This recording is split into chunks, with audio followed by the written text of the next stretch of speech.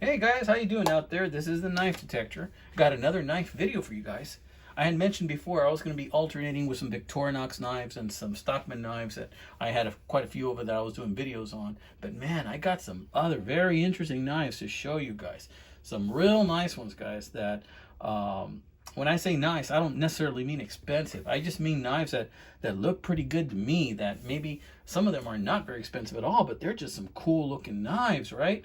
I got some frost knives coming up, some older Rough Rider knives coming up. Man, I got this incredible sleeve board I think it's J.W. Hickey and Sons knife, faux tortoise shell coming up, man, and I got a really nice Victorinox electrician A-locks coming up. I got a lot of cool knives coming up, but I wanted to show you this one. I got this one in a trade for my buddy Carbonite Gamorean. I hope Carbonite's doing okay. I have not seen him too active in the channels lately. I hope he's doing all right. Carbonite, shout out to you, buddy. I hope your health is good and you're doing well. I pray you're doing well, partner. I got this knife as a trade with Carbonite. I traded him that double take canoe for this one. I really wasn't into that double take canoe, but he seemed to like it a lot, so he hit me up and said if we wanted to do a trade. He showed me a few, and I picked this one to trade for that one. And what this is this is a Rough Rider black cherry bone knife. He even still had the box, right? It's a cool looking knife. Thing I love about this knife is that red bone handle. What a fantastic red bone handle, guys, on this thing. Of course, it's a Stockman. You know, Stockmans have 3 blades. You got the spay blade, which is used for neutering, and also it's used a lot for skinning, right? Because of that part of the blade right here that does not have any edge to it. That helps you keep other parts of whatever it is you're skinning safe from being cut, like other internal organs, or if you cut the intestines wrong, you'd have a mess on your hands, and that helps to prevent that. You got that really nice sheep's foot right here, and it's got that faux edge, that swedge right there, and that sheep's foot.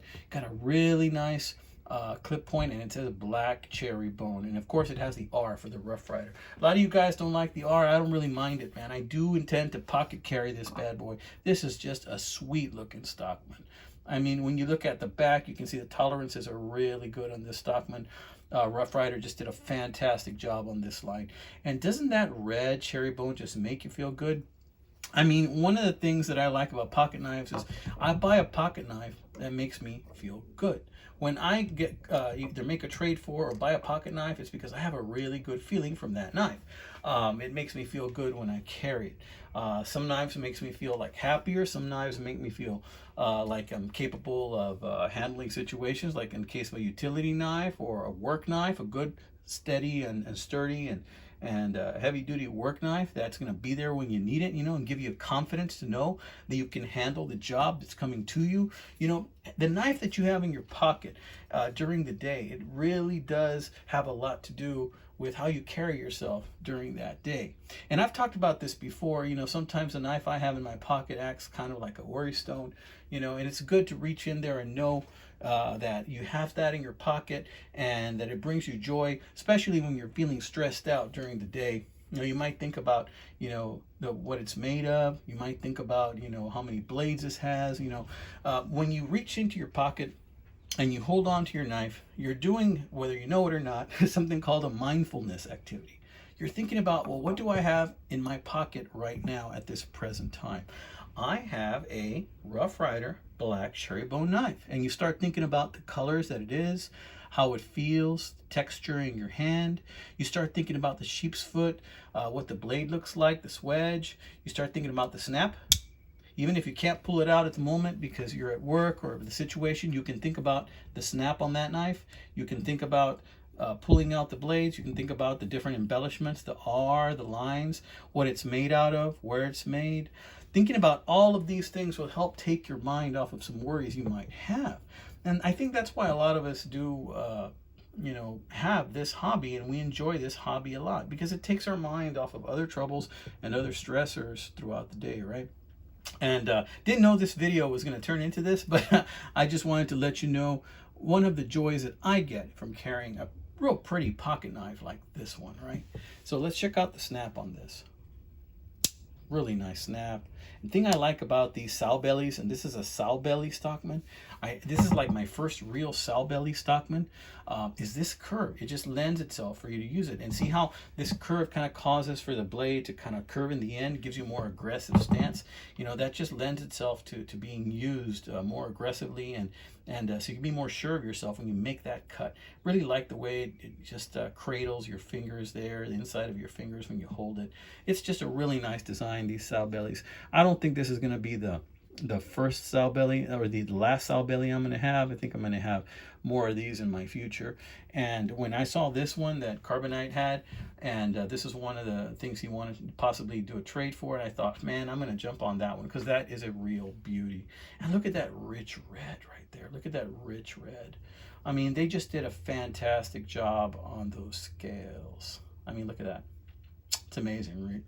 You know, I have some other knives, like some frost knives, where they did a certain color, but you can tell it's faded over time. But man, you can tell that the dye they used on that bone is just in there all the way. It is in there all the way through.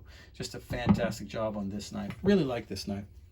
I don't know. I think this might already be a discontinued model in the Rough Rider line. But if you get a chance to pick one of these up, I highly recommend it. This is just going to fall right in there in my pocket, especially because of this curve, and it's going to go down there. And this will get some use, guys. It will get some use. All right, guys. So this has been another episode of the Knife Detector. This is not going to be one of my longer videos. This is going to be one of my shorter videos. But I wanted to let you know, I'm going to have more giveaways coming up. I'm going to have some giveaways coming up in the future. Once I reach that 1,500 subscriber mark, I'm going to have some more another giveaway at that time. And I plan on doing giveaways every 500 subscribers or so. And I'm going to do it using my junk knife box. Of course, they're not all going to be junk. Some of them, the knives I'm going to be putting in there, they're just knives that I'm going to be using for giveaways, or knives that I'm not going to have a use for anymore. So I do plan on adding to that box steadily as I go. Right now, I currently do have a knife lot coming in.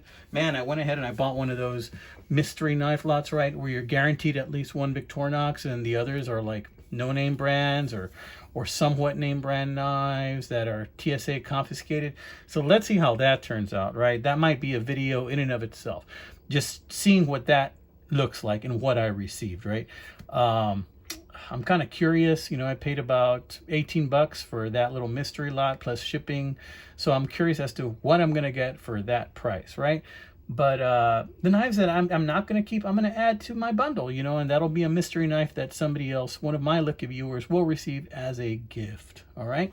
My way of showing appreciation to you guys, supporting the hobby. So guys, this has been another episode of the Knife Detector. I want for you guys to stay safe out there. These are very interesting times we live in. Let's be good to one another. You all stay safe. Keep your knives sharp. Keep your wits even sharper.